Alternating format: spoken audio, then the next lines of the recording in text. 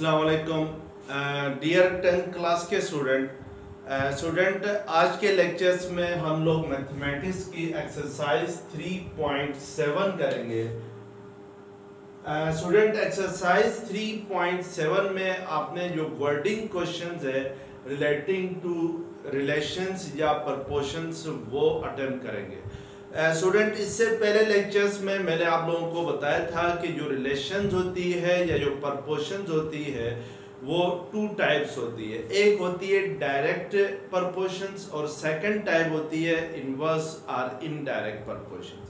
जो direct proportions होती है वो दो क्वांटिटीज के दरमियान ऐसे रिलेशंस को कहते हैं जिसमें अगर हम एक क्वांटिटी को इंक्रीज करें तो दूसरी भी उसी रेशो के साथ इंक्रीज कर रही हो, और अगर एक क्वांटिटी को डिक्रीज करें तो जो सेकंड क्वांटिटी है वो भी उसी रेशो के साथ डिक्रीज कर रही हो, तो फिर हम कहेंगे कि इन दोनों क्वांटिटीज के दरमियान जो रिलेशन है या प्रपोर्शन है वो डायरेक्ट प्रपोर्शंस है।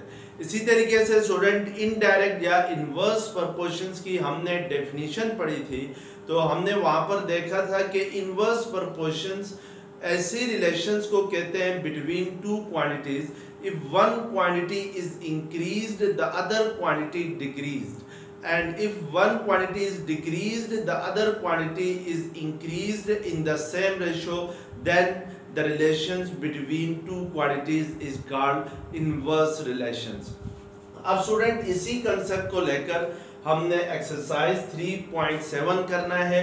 स्टूडेंट आपसे गुजारिश की जाती है कि चैनल्स को सब्सक्राइब करें, बेल आइकन को क्लिक करें। Thank you very much. तो आइए देखते हैं क्वेश्चन नंबर 1 क्या है एक्सरसाइज 3.7 का। क्वेश्चन नंबर 1 है the surface area A of a cube varies directly as the square of length L of an edge and A is equal to 27 square unit when L is equal to 3 unit। Find part 1 में आपसे कह रहा है A when L is equal to 4 unit, और part 2 में है L when A is equal to 12 square unit। यहाँ पे स्टूडेंट इस क्वेश्चन में कह रहा है कि एक क्यूब है और उस क्यूब का जो सरफेस एरिया है वो आपके पास A है। सरफेस एरिया को उसने A से रिप्रेजेंट किया है, और ये जो सरफेस एरिया A है ये लेंथ के स्क्वायर के डायरेक्टली प्रोपोर्शनल है। स्टूडेंट जो क्यूबिकल शेप होती है वो आपके पास 6 फेसेस शेप होती है, और हर फेस जो होता है वो स्क्वायर की शेप में होता है। जिस तरीके से आपने एक मिठाई का डब्बा देखा होगा तो ये किस शेप में होते हैं, क्यूबिकल शेप होती है। और इसमें लेट्स सपोज अगर मैं एक साइड की लेंथ को x सपोज करूं तो फिर इसकी जो विड्थ होगी ये भी x होगी, और इसकी जो हाइट होगी ये भी क्या है, x होगी, क्योंकि ये आपके पास क्या है, क्यूब है। और क्यूब जो होती है वो ऐसी शेप को कहते हैं जिसमें हर साइड की लेंथ जो 6 फेसेस होते हैं उसमें हर फेस जो होता है वो स्क्वायर की शेप में होता है, और स्क्वायर उस फिगर को कहते हैं 2 डायमेंशन के अंदर जिसमें लेंथ और विड्थ क्या होती है, आपस में इक्वल होती है। अब स्टूडेंट यहाँ पे स्टेटमेंट के मुताबिक कह रहा है कि जो सरफेस एरिया होगा इस क्यूब का, जो सरफेस एरिया जिसको इसने A से रिप्रेजेंट किया है वो डायरेक्टली प्रोपोर्शनल है, यानी surface area A is directly proportional to the square of length L of an edge, यानी जो एजेस हैं जो लेंथ है, जो एजेस की लेंथ है उसके स्क्वायर के डायरेक्टली प्रोपोर्शनल है। यहाँ पे स्टूडेंट जो लेंथ है उसको L से रिप्रेजेंट किया है, तो इस x की जगह मैं क्या कर देता हूँ, L कर देता हूँ। तो ये एजेस की आपके पास लेंथ है। टोटल जो डायमेंशंस होती है क्यूब के अंदर वो 3 डायमेंशंस होती है, लेंथ होती है, विड्थ होती है और हाइट होती है। तो हमने इन एजेस को किससे रिप्रेजेंट करना है, L से। तो ये जो सरफेस एरिया A है ये L स्क्वायर के, यानी the square of length L, यानी जो लेंथ L है उसके स्क्वायर के डायरेक्टली प्रोपोर्शनल है। तो फिर इसको मैथमेटिकली हम कैसे लिखेंगे, A is proportional to L square लिखेंगे। अब स्टूडेंट हम जब भी प्रोपोर्शनलिटी का सिंबल हटाते हैं तो इक्वल लगाते हैं, और इक्वल के साथ कोई ना कोई कांस्टेंट लगाते हैं। यहाँ पर हमने वो कांस्टेंट, इस कांस्टेंट को रिप्रेजेंट किया है के से, where K is constant of proportionality and K may not be equal to 0। यहाँ पे जो के है स्टूडेंट वो कांस्टेंट ऑफ प्रोपोर्शनलिटी कहलाएगा। और हमेशा याद रखें जो कांस्टेंट ऑफ प्रोपोर्शनलिटी होता है वो कभी भी 0 नहीं हो सकता। ये ऑब्जेक्टिव का भी क्वेश्चन हो सकता है। अब हम स्टूडेंट इसके की वैल्यू फाइंड करेंगे जो इनिशियल वैल्यूज हमें गिवन है उसके जरिए। तो इनिशियली हमें क्या गिवन है, a is equal to 27 square unit है when l is equal to 3 unit हो, यानी a हमारे पास 27 स्क्वायर यूनिट होता है when l is equal to, जब l की वैल्यू हमारे पास क्या हो 3 यूनिट हो। यहाँ पे स्टूडेंट a के साथ स्क्वायर यूनिट लिखा हुआ है because a is area. Area को हमेशा आप स्क्वायर यूनिट में मेजर करते हैं, जैसे मीटर स्क्वायर में मेजर करते हैं, सेंटीमीटर स्क्वायर में मेजर करते हैं। तो यूनिट मेंशन नहीं है तो इसलिए हमने जनरली इसको क्या लिखा है, स्क्वायर यूनिट लिखा हुआ है। तो इन दो वैल्यूज के जरिए हम क्या करेंगे, के की जो वैल्यू है वो फाइंड करेंगे। तो k की वैल्यू क्या होगी इस इक्वेशन में, इसको लेट्स सपोज इस इक्वेशन को हम नाम देते हैं 1 का। Put a is equal to 27 and l is equal to 3 in equation 1, यानी a की जगह आप 27 पुट करें और l की जगह आप 3 पुट करें तो ये k एज इट इज आ जाएगा, ये 3 स्क्वायर आ जाएगा। और 3 का स्क्वायर किसके इक्वल होता है, 9 के इक्वल होता है। तो 9 सेकंड साइड पे आके डिवाइड होगा तो k किसके इक्वल आएगा, यहाँ से 9 3 27 होता है। तो it means k is equal to क्या आएगा आपके पास 3 के इक्वल आ जाएगा। अब स्टूडेंट आप इस इक्वेशन 1 के अंदर जो a इज इक्वल टू के एल स्क्वायर है, इसमें जो कांस्टेंट k है जो कि उसकी वैल्यू हमारे पास क्या आ गई है 3 आ गई है, तो इसकी जगह हम 3 पुट करते हैं तो a is equal to 3l square हो जाएगा। This is the equation which connect the area a and length of edges l। अब हम स्टूडेंट देखते हैं इस क्वेश्चन नंबर 1 का पार्ट 1 क्या है। पार्ट 1 में आपसे कह रहा है कि फाइंड a, आपने a फाइंड करना है when l is equal to 4 unit, यानी a की वैल्यू क्या होगी अगर l की जो वैल्यू है वो 4 यूनिट गिवन हो। तो इट मींस कि हम इस इक्वेशन में जस्ट वैल्यूज पुट करेंगे। a is equal to 3l square में l स्क्वायर की जगह हम क्या पुट करेंगे 4, तो ये 4 स्क्वायर होगा। 4 का स्क्वायर 16 होता है, 16 इंटू 3 करते हैं तो क्या होता है आपके पास 48 आता है। तो इट मींस कि अगर a आपके पास l अगर आपके पास 4 यूनिट हो तो देन a किसके इक्वल होगा 48 स्क्वायर यूनिट के इक्वल होगा। तो हम इस तरीके से क्या करते हैं, इसका पार्ट 1 करते हैं। इस क्वेश्चन के पार्ट 2 में स्टूडेंट आपने फाइंड l की वैल्यू फाइंड करनी है when a is equal to 12 square unit. a की वैल्यू गिवन है, आपने l की वैल्यू फाइंड करनी है। तो फिर इस इक्वेशन के अंदर आपने a की जगह 12 रखना है और l स्क्वायर को एज इट इज रखना है और सॉल्व करना है। तो फिर आपके पास किसकी वैल्यू आ जाएगी, l की वैल्यू आ जाएगी। तो इस तरीके से हम इस क्वेश्चंस को क्या करते हैं। अब क्वेश्चन नंबर 3 है, in Hooke's law the force F applied to stretch a spring varies directly as the amount of elongation S, and F is equal to 32 pound when S is equal to 1.6 inches. Find S, part 1 में find S when F is equal to 50 pound. Part 2 है find F when S is equal to 0.8 inches। Student जो बच्चे physics पढ़ रहे हैं वो जानते हैं कि हुक्स लॉ क्या होता है। लेट्स सपोज अगर आपके पास एक स्ट्रिंग है स्टूडेंट, अगर इस स्ट्रिंग के ऊपर मैं कोई फोर्स लगाऊं तो ये स्ट्रिंग क्या कर जाएगा, स्ट्रेच कर जाएगा, यानी ये इसकी जो लेंथ है वो इंक्रीज कर जाएगी। इसके ऊपर स्ट्रेचिंग फोर्स लगाने से लेंथ क्या कर जाएगी, इसकी इंक्रीज कर जाएगी। एलिगेशन का मतलब हो सकता है स्टूडेंट जो इंक्रीज इन लेंथ होता है after applying a force on a spring, यानी अगर किसी स्प्रिंग के ऊपर हम जो फोर्स लगाते हैं तो उस फोर्स की वजह से उस स्प्रिंग की जो लेंथ है वो चेंज होती है। अगर हम इसको पुल करते हैं तो ये इसकी लेंथ इंक्रीज कर जाती है। फर्ज करें ये इसकी ओरिजिनल लेंथ है, after applying force F, pulling force F, its length will be increase. और अगर हम इसको पुश करते हैं यानी दबाते हैं तो उससे इसकी लेंथ क्या कर जाती है, स्ट्रेच कर जाती है, कट जाती है। तो अब यहाँ पे स्टूडेंट ये कह रहा है कि हुक्स लॉ के मुताबिक जो फोर्स F होती है वो फोर्स F लेंथ के डायरेक्टली प्रोपोर्शनल होती है। लेंथ को उसने किससे रिप्रेजेंट किया है, S के साथ रिप्रेजेंट किया है। तो अगर मैं इस चीज को मैथमेटिकली लिखूं तो इसका ये होगा कि S is directly proportional to F is directly proportional to क्या होगा, S होगा।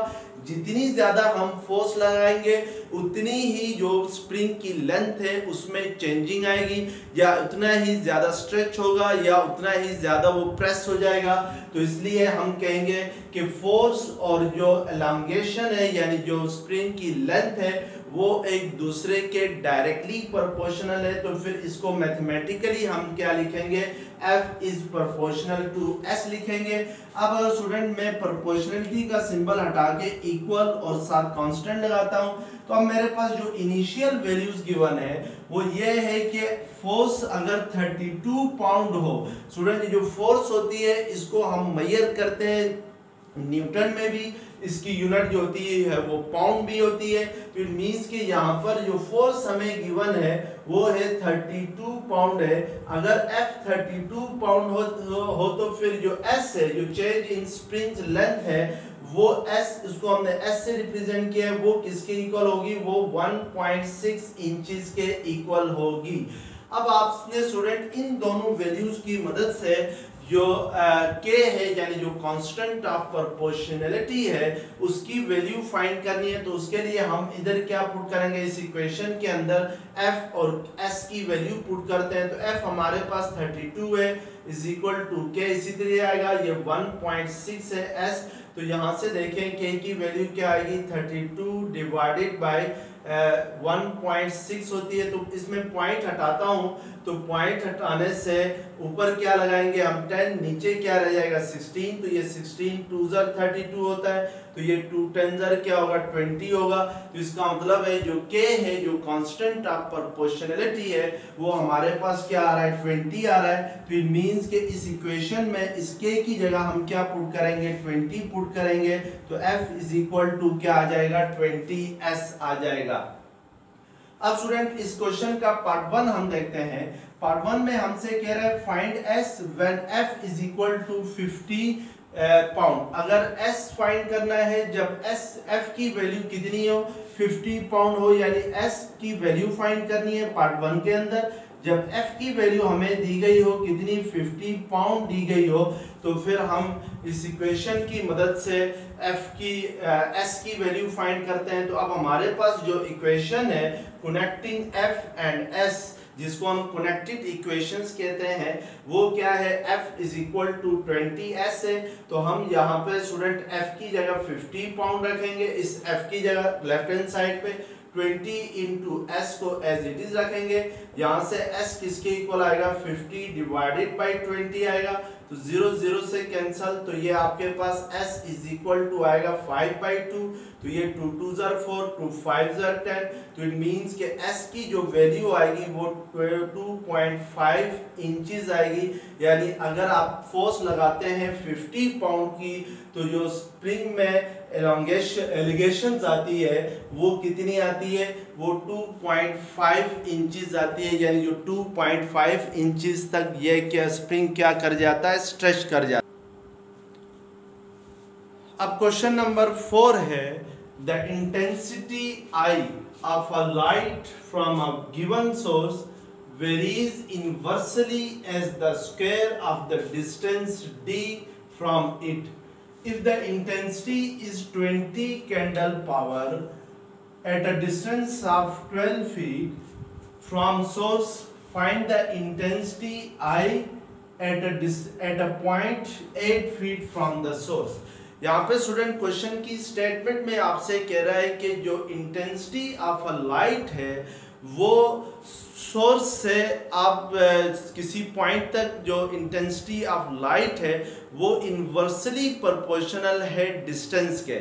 जैसे फॉर एग्जांपल स्टूडेंट, आपके पास ये एक कैंडल है यहाँ पे जल रही है, या आपके पास जो कोई सोर्स ऑफ लाइट है, जैसे सूरज है source of light, the main source of light is, जैसे जैसे आप इस लाइट के सोर्स से दूर हटते जाएंगे तो जो इंटेंसिटी होगी लाइट की वो कम होती जाएगी। इंटेंसिटी कहते हैं जो लाइट की शिद्दत होती है उसको इंटेंसिटी कहते हैं। अगर हम हीटर के सामने, सर्दियों में हीटर के सामने बैठते हैं तो हीटर के जितने करीब होंगे उतनी ही गर्माइश महसूस करेंगे, लेकिन अगर हम हीटर से दूर हटते जाते हैं, हीटर से डिस्टेंस लेते हैं, तो जैसे जैसे जितना दूर होते जाएंगे इंटेंसिटी भी लाइट की उतनी ही कम होती जाएगी।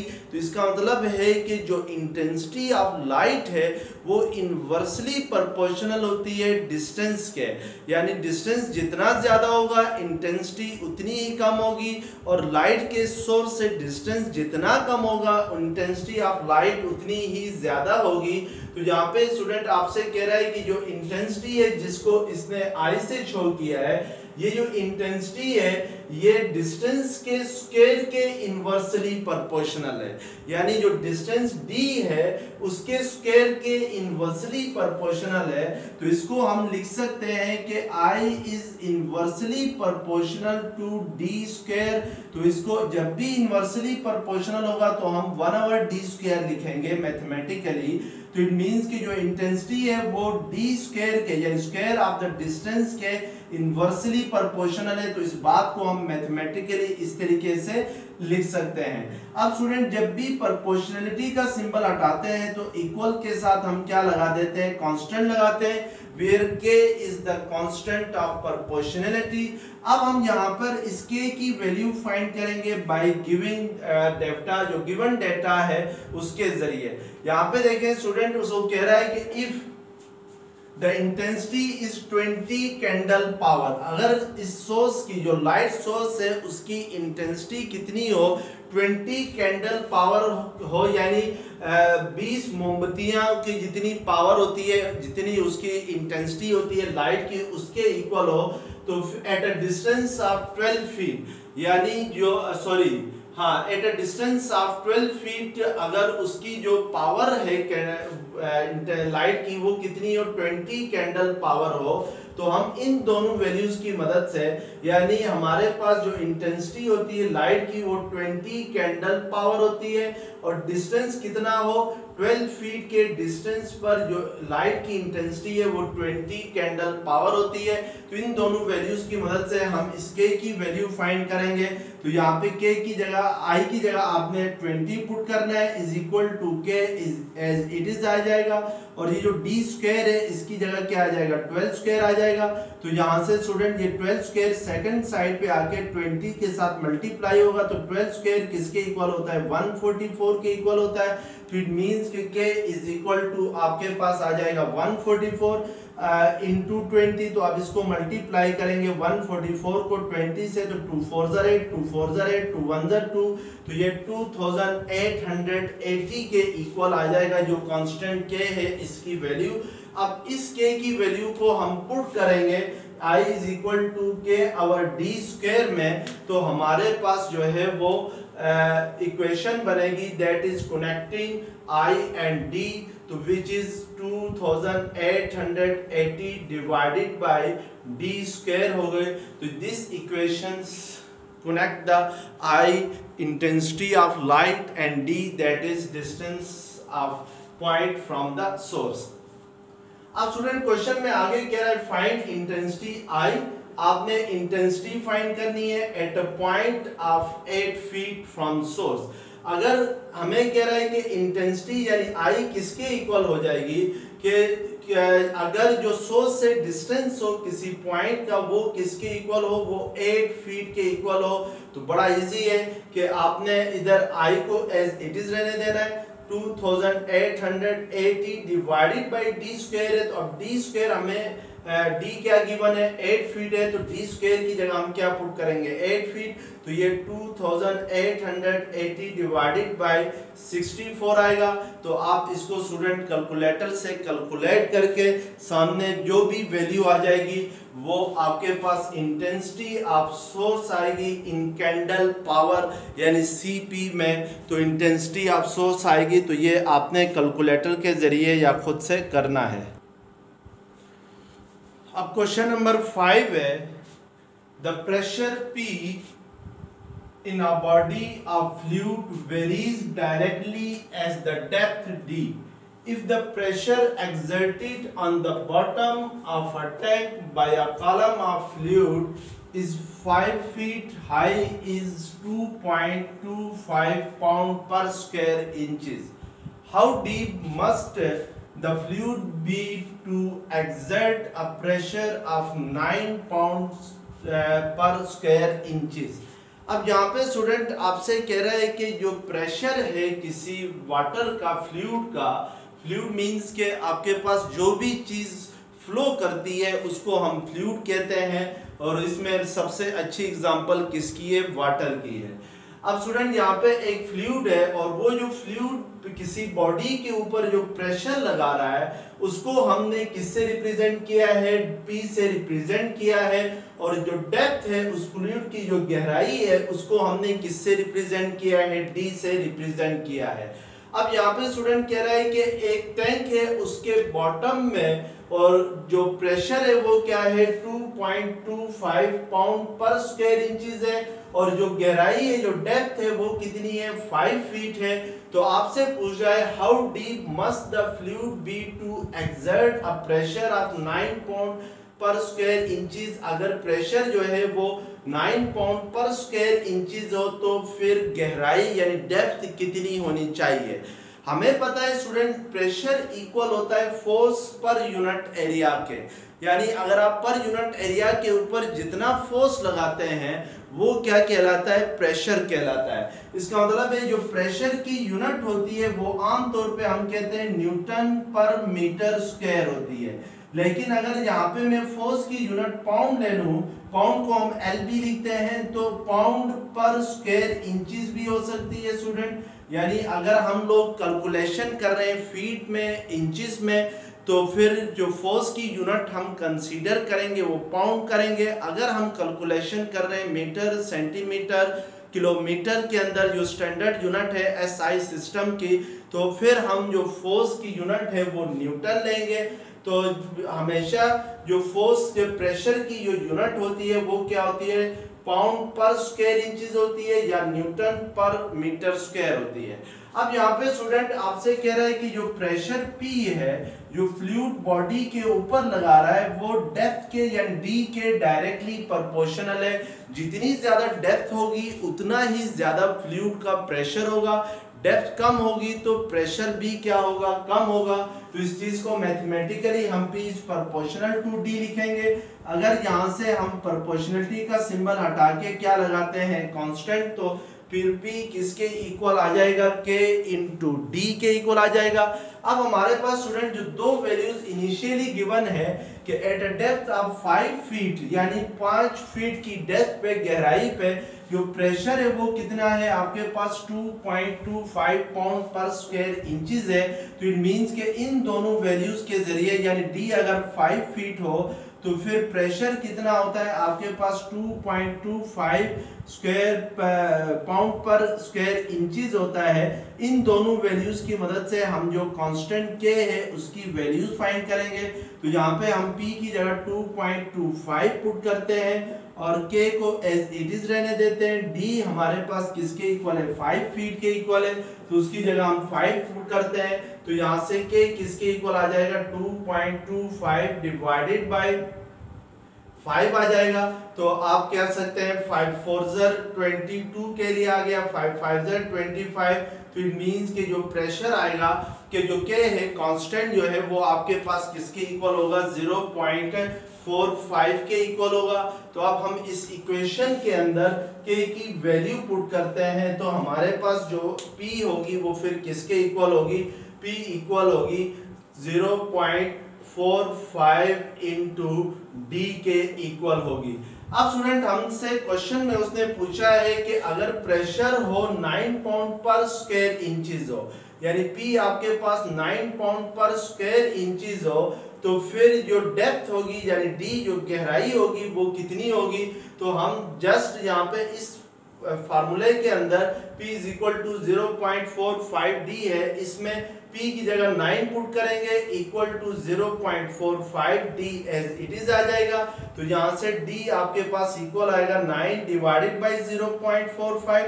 अगर इस पॉइंट को हटाता हूं तो ऊपर मुझे क्या लगाना होगा 100, तो 9 5 45 होता है, 5 2 10। तो इट मींस के उस वक्त जो गहराई होगी वो 20 इंचेस होगी, 20 फीट होगी। तो इसका मतलब है कि अगर आपके पास फ्लूइड का जो प्रेशर है वो 9 पाउंड हो, तो फिर 9 पाउंड के लिए जो फ्लूइड की जो डेप्थ है वो कितनी होनी चाहिए, 20 फीट के इक्वल होनी चाहिए। तो इस तरीके से हम इस क्वेश्चंस को क्या करते हैं। अब स्टूडेंट क्वेश्चन नंबर 7 है, the supporting load C of a pillar varies as the fourth power of its diameter D and inversely as the square of its length L. A pillar of diameter 6 inches and height 30 feet will support a load of 63 ton. How high a 4 inches pillar must be to support a load of 28 tons.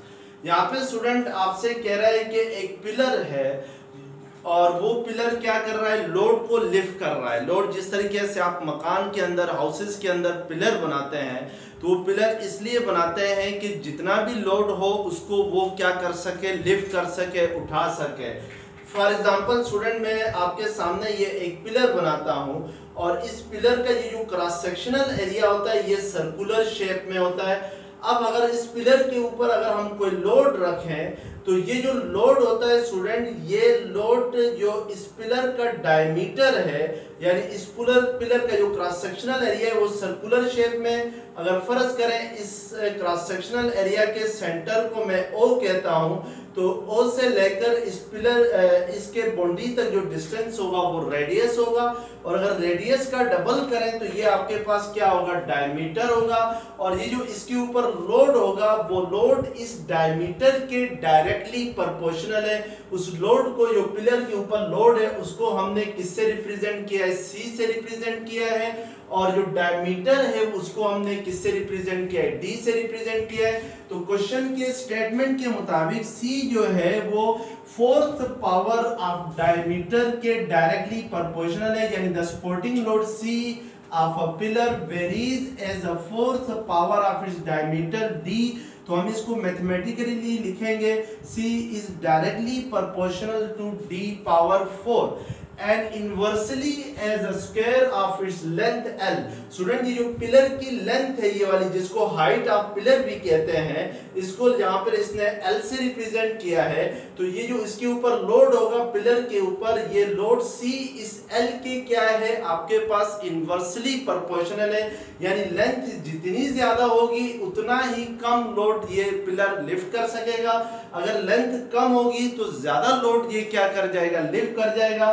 तो it means कि second जो proportionality बन रही है वो ये बन रही है कि C is inversely proportional to L। और किसके इनवर्सली प्रोपोर्शनल है, स्क्वायर ऑफ लेंथ के इनवर्सली प्रोपोर्शनल है। तो इट मींस कि हम इसको मैथमेटिकली लिखेंगे C is proportional to 1/L square लिखेंगे। अब स्टूडेंट यहाँ पर ये आपके पास क्या आ गए हैं कि दो प्रोपोर्शंस आ गई हैं, तो आपने ज्वाइंट कॉम्बिनेशंस का क्या लेना है, कंसेप्ट लेना है। तो इन दोनों प्रोपोर्शंस को हम अगर ज्वाइंट फॉर्म में लिखें तो ये C is proportional to D power 4/L square हो जाएगा, ज्वाइंट 1 and 2। अब यहाँ पर हम प्रोपोर्शनलिटी का सिंबल हटाते हैं तो C is equal to K D power 4 divided by क्या आ जाएगा, L स्क्वायर आ जाएगा। अब यहाँ पे जो K आ गया है ये आपके पास क्या आ गया है, प्रोपोर्शनलिटी कांस्टेंट आ गया है। इसके की वैल्यू हम फाइंड करेंगे जो गिवन डेटा है उससे। तो क्वेश्चन में है अ पिलर ऑफ डायमीटर 6 इंचेस यानी जो डायमीटर है डी है वो 6 इंचेस हो, अगर किसी पिलर का डायमीटर 6 इंचेस हो एंड हाइट 30 फीट, यानी जो हाइट है वो आपके पास 30 फीट हो, तो मैं हाइट को L से रिप्रेजेंट कर रहा हूं, तो ये 30 फीट हो, तो फिर इस तरह का पिलर जो लोड लिफ्ट करता है वो कितना लोड लिफ्ट करता है, वो 63 टन लोड लिफ्ट करता है। तो हम इन तीनों वैल्यूज की मदद से K की वैल्यू जो है वो फाइंड करेंगे।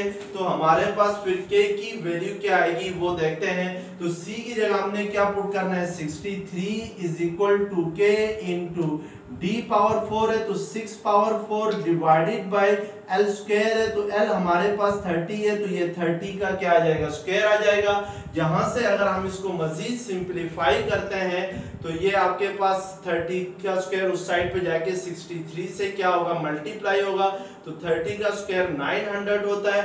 6 पावर 4 जो होता है स्टूडेंट वो 6 6 36, 36 क्या होता है आपके पास 216 होता है, यानी 6 6 36, 3 कैरी गया, 6 3 18 प्लस 3 216, फिर दोबारा 36 से इसको मल्टीप्लाई करना है, तो 6 6 36, 3 कैरी गया, 6 1 6 प्लस 3 9, 6 2 12, इसी तरीके से 3 6 18, 3 1 3 प्लस 1 4, 3 2 6, तो ये आपके पास आ जाएगा 4 प्लस 2 6 7 हो जाएगा, और ये 7, तो इट मींस कि ये 776 K की वैल्यू आ जाएगी।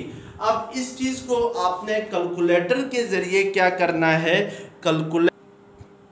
इसको सिंपलीफाई करने से K की वैल्यू हमारे पास क्या आ जाएगी, 175 डिवाइडेड बाई 24 आ जाएगी। तो हम इस फार्मूले के अंदर C is equal to K D power 4 और L स्क्वायर है, इसमें इस K की जगह वैल्यू पुट करेंगे 175 D power 4 divided by 24 L square, तो ये आपके पास C आ जाएगा। अब स्टूडेंट आगे क्वेश्चन में कह रहा है how high a 4 inches pillar must be to support a load of 28 ton, के कितनी हाइट होगी उस पिलर की, हाइट को हम यहाँ पे किसी चीज से शो कर रहे हैं, L से, तो L हमने फाइंड करना है। जो डायमीटर है पिलर का वो आपके पास 4 इंचेस है, और जो लोड लिफ्ट कर रहा है पिलर वो कितना है आपके पास C यानी 28 टन है। तो इस फार्मूले के अंदर हम जो वैल्यूज है वो पुट करके क्या कर सकते हैं, हाइट फाइंड कर सकते हैं। तो इस C की जगह हम क्या पुट करेंगे, 28 175, इसी तरीके से आ जाएगा। D हमारे पास 4 है, तो यहाँ पे L D पावर 4 है, तो 4 पावर 4 होगा divided by 24 L square as it is आ जाएगा। अब स्टूडेंट ये 24 L स्क्वायर, ये L स्क्वायर इधर आके 28 से मल्टीप्लाई होगा, और 28 सेकंड साइड पे जाके किससे डिवाइड होगा, 175 into 4 power 4 divided by 24 into 28 होगा। तो यहाँ पर आपने इन सब को आपस में मल्टीप्लाई करना है, मल्टीप्लाई करके जो भी आंसर आ जाए वो आपके पास L स्क्वायर आएगा। तो दोनों साइड से स्क्वायर रूट लेंगे तो फिर हमारे पास किसकी वैल्यू आ जाएगी, L की वैल्यू आ जाएगी। तो इस तरीके से ये आपने खुद ही इसको क्या करना है, सॉल्व करना है। तो ये हमारे पास क्वेश्चन नंबर 7 आंसर हो। क्वेश्चन नंबर 9 है स्टूडेंट एक्सरसाइज 3.7 का, the kinetic energy K of a body varies jointly as mass m and the square of its velocity v। यहाँ पे स्टूडेंट आपसे कह रहे हैं कि किसी बॉडी की जो काइनेटिक एनर्जी है वो उस बॉडी के मास m के और वेलोसिटी v के डायरेक्टली प्रोपोर्शनल है। यानी स्टूडेंट जॉइंटली का मतलब होता है दोनों को मिला के। तो इस चीज को अगर मैं मैथमेटिकली लिखूं तो k is directly proportional to mv square होगा, यानी जो वेलोसिटी v है बॉडी के उसके स्क्वायर के डायरेक्टली प्रोपोर्शनल है। तो इसको हम क्या लिखेंगे, k is proportional to mv square लिखेंगे। तो यहाँ से k is equal to constant को स्टूडेंट जो कांस्टेंट ऑफ प्रोपोर्शनलिटी है उसको हम यहाँ पे c का नाम देते हैं। बिकॉज काइनेटिक एनर्जी को हम पहले के से रिप्रेजेंट कर रहे हैं, तो इसको डिफरेंशिएट करने के लिए, फर्क रखने के लिए जो कांस्टेंट ऑफ प्रोपोर्शनलिटी है उसको यहाँ पर हम c का नाम देते हैं। अब इस c की वैल्यू फाइंड करते हैं बाय इनिशियल वैल्यूज। तो जो if the kinetic energy is 4320 feet per pound when the mass is 45 pound and v यानी velocity is 24 feet per second. यानी अगर आपके पास काइनेटिक एनर्जी जो है यानी k जो है वो आपके पास हो 4320 हो और जो मास है वो 45 हो यानी m आपके पास 45 हो और जो वेलोसिटी ऑफ बॉडी है वो किसके इक्वल हो 24 फीट पर सेकंड हो। तो इन तीनों वैल्यूज के मदद से हम इस c यानी जो कांस्टेंट ऑफ प्रोपोर्शनलिटी है उसकी वैल्यू फाइंड करेंगे। तो उसके लिए देखें हम इस k की जगह 4320 पुट करते हैं, c को एज इट इज रहने देते हैं, m हमारे पास क्या है 45 है और v हमारे पास क्या है 24 है। तो यहाँ पे v स्क्वायर है तो यहाँ पे क्या होगा आपके पास 24 स्क्वायर होगा। तो यहाँ से c इज इक्वल टू आएगा 4320 डिवाइडेड बाय 45 इंटू 24 स्क्वायर आ जाएगा। स्टूडेंट अगर आप इसको सिंप्लीफाई करते जाएंगे तो c किसके इक्वल आ जाएगा 1/2 के इक्वल आ जाएगा। अब हम इस जो c की वैल्यू आ गई है वो इस इक्वेशन में पुट करेंगे तो k इज इक्वल टू हमारे पास क्या आ जाएगा 1/2 mv स्क्वायर आएगा। तो this is the equation that connecting kinetic energy, mass and velocity of the body. अब स्टूडेंट नेक्स्ट देखते हैं determine the kinetic energy of a body. आपने काइनेटिक एनर्जी फाइंड करनी है of 3000 pound of automobile travelling 44 feet per second. यानी हमारे पास एक automobile है जिसका मास जो है वो 3000 है और उसकी जो वेलोसिटी है वो 44 फीट पर सेकंड है। आपने फाइंड क्या करना है kinetic energy of the body find करना है। तो अब आपके पास फार्मूला आ गया है, इस फार्मूले में वैल्यूज पुट करें। 1/2 मास की वैल्यू 3000 है और इनटू काइनेटिक एनर्जी आपके पास क्या है 44 है तो ये 44 स्क्वायर होगा v स्क्वायर की जगह। और इन वैल्यूज को हम सिंप्लीफाई करें कैलकुलेटर के जरिए तो जो भी वैल्यू आपके पास आती है अगर कैलकुलेटर के जरिए हम इसको सिंप्लीफाई करते हैं तो हमारे पास ये इक्वल आता है 968,000 आता है। तो यानी आपके पास ये जो 968,000 फीट पर पाउंड जो होगी वो काइनेटिक एनर्जी होगी किसकी इस ऑटोमोबाइल की जिसका मास जो है वो 3000 पाउंड है और जो 44 फीट पर सेकंड की वेलोसिटी से क्या कर रही है ट्रेवल कर रही है। तो इस तरीके से हम इन क्वेश्चंस को क्या करते हैं अटेम्प्ट करते हैं। अगर ये लेक्चर्स पसंद आ गया है तो प्लीज़ चैनल्स को सब्सक्राइब करें, बेल आइकन को क्लिक करें। Thank you very much. अल्लाह हाफिज़।